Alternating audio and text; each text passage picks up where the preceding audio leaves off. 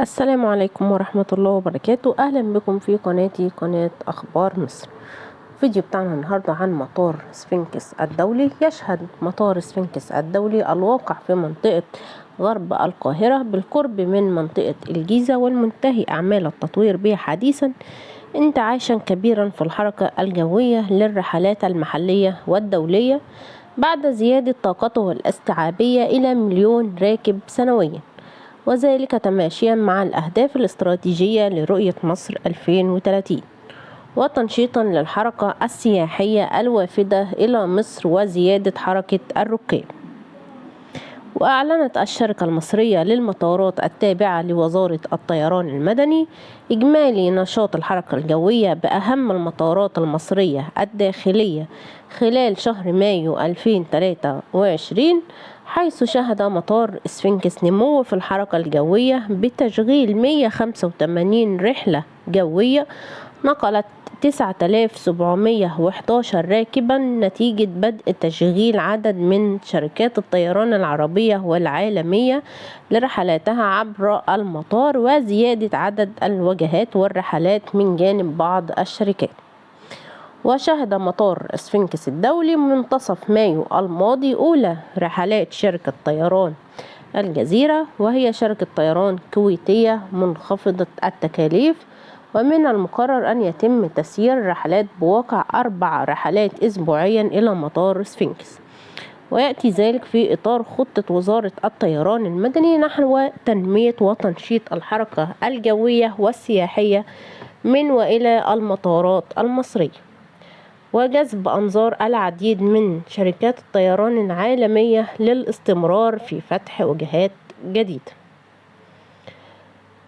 وأكد الطيار أحمد منصور رئيس مجلس إدارة الشركة المصرية للمطارات بأن تسيير رحلات مباشرة لشركة طيران الجزيرة من الكويت إلى مطار سفنكس يعد إضافة جديدة تسهم في تنمية الحركة السياحية والتجارية الوافدة إلى المقاصد السياحية المصرية، معربا عن تفاؤله بهذا التعاون المثمر، واصفا إياه بأنه تسوق فعال لواجهة جديدة ذات طابع مميز لكون المطار يخدم منطقة سياحية وأثرية متميزة بمنطقة أهرامات الجيزة والمتحف المصري الكبير، مشيرا إلى أن المطار قد حقق بالفعل نجاحا ملحوظا في كثافة التشغيل وسمعة طيبة في ضوء طاقته الاستيعابية وإمكانياته العالية، خاصة بعد تطويره مما يجعله مطارا عالميا مجهزا بأحدث التقنيات والخدمات أسوة بالمطارات العالمية. كما يساعد المطار أيضا في تخفيف حركة المرور والتكدس عن مطار القاهرة. بلدنا أمانة في إيدينا نعليها مدام عايشين، نعيش فيها سنين وسنين واحنا بلدنا أمانة في إيدينا نعليها مدام عايشين، نعيش فيها سنين وسنين واحنا ما شربتش من الها، طب جربت تغني لها، جربت في عز ما تحزن تمشي في شوارعها وتشكيلها، ما مشيتش في ضواحيها طيب ما كبرتش فيها، لو ريك صورة على الرملة عالشط بضواحيها، دور جواك تلقاها هي الصحبة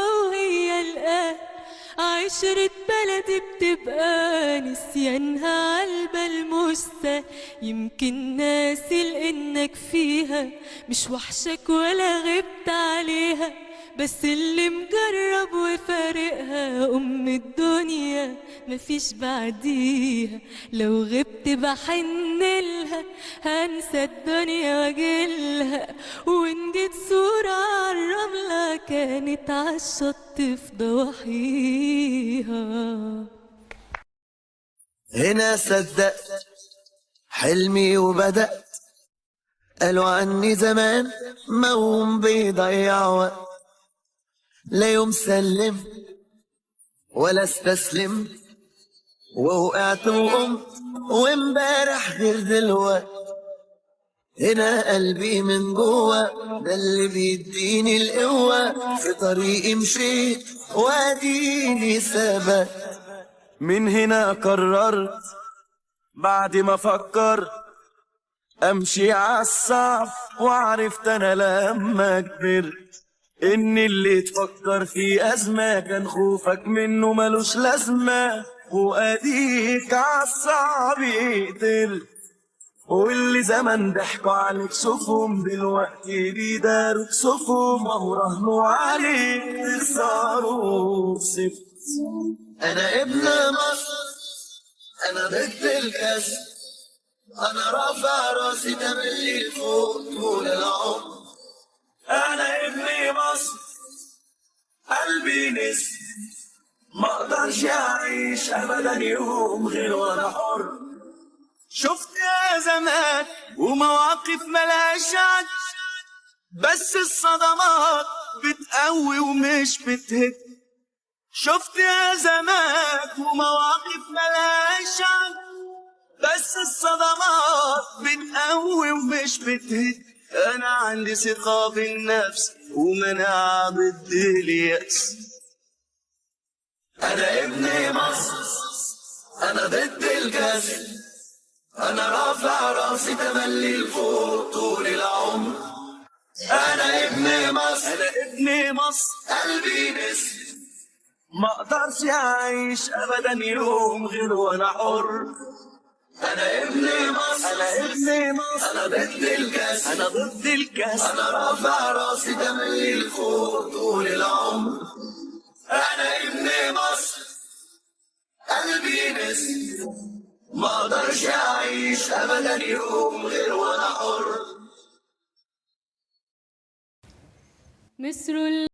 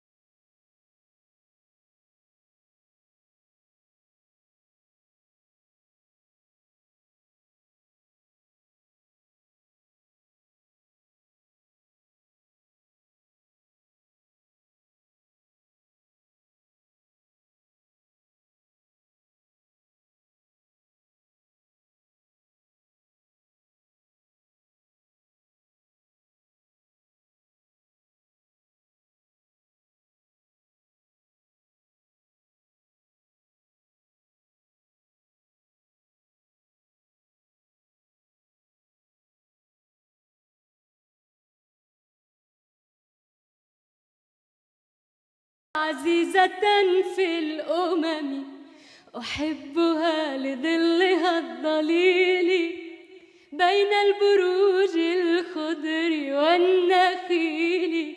نباتها ما ينعى مفضدا مدهبا، نباتها ما ينعى مفضدا مدهبا، ونيلها ما أبدع يختال ما بين الربا، يختال ما بين الربا.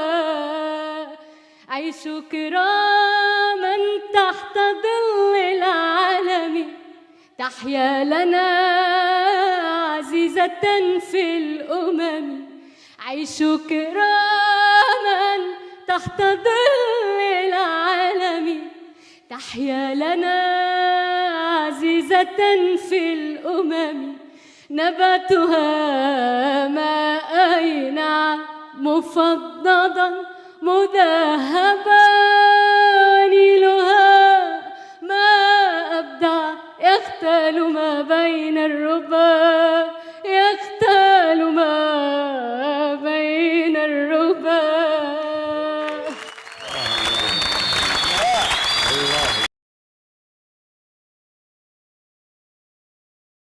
كلمة حلوة وكلمتين حلوة يا بلدي، غنوة حلوة وغنوتين حلوة يا بلدي. أملي دايما كان يا بلدي إني أرجع لك يا بلدي، وأفضل دايما جنبك على طول. وذكريات كل اللي فات فاكرة يا بلدي، قلبي مليان بحكايات فاكرة يا بلدي. أول حب كان في بلدي مش ممكن أنساه يا بلدي، فين أيام زمان قبل الوداع، كنا بنقول إن الفراق ده مستحيل، وكل دمعة على الخد كانت بتسيل، مليانة بأمل إن احنا نبقى